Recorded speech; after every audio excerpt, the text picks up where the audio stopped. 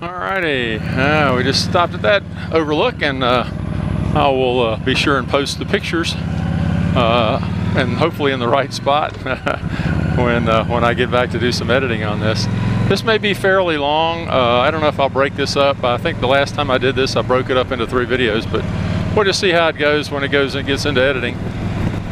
I hate to cut anything out of it because this is such a nice ride, but you know, I know nobody's got time to sit down and watch an hour-long video of even if it is some beautiful countryside. Now here's we're starting to get into some of the views.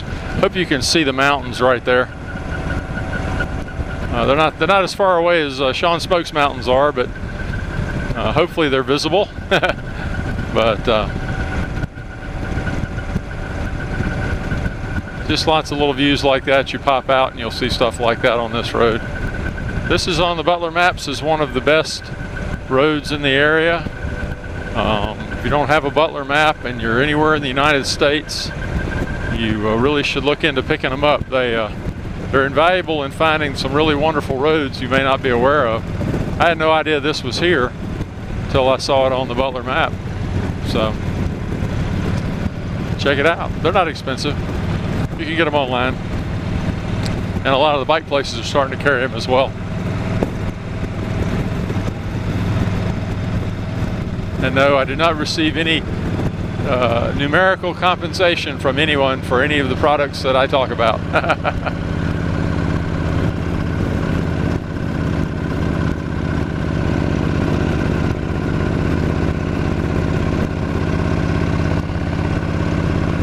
Gotta love a bike with some grunt. Being in the wrong gear and just give it some throttle and she'll pull herself on up the hill.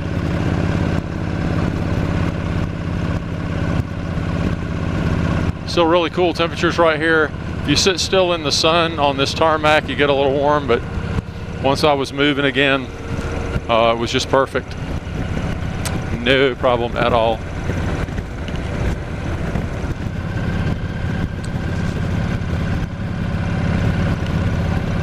I didn't notice them last time I was here. There's some fire towers. I think on the video of that first overlook that I stopped at, that I actually took some pictures. You might notice the fire tower up on the top of the mountain there.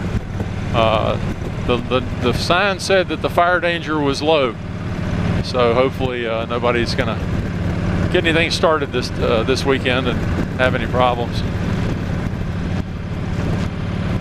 Hate to see something as beautiful as this get caught on fire and burn up for somebody's carelessness.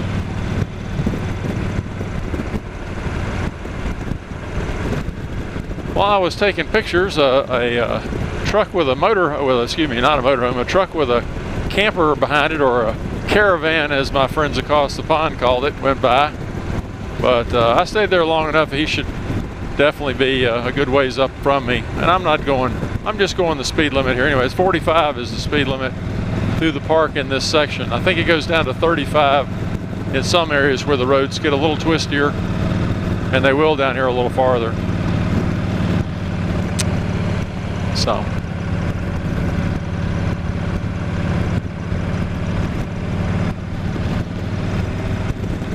yeah, my wife and I had a great time riding the Secure Hollow Skyway on the Spider, but I tell you, I really miss this bike and stuff like that. I have not had a chance to take the V-Star up there yet.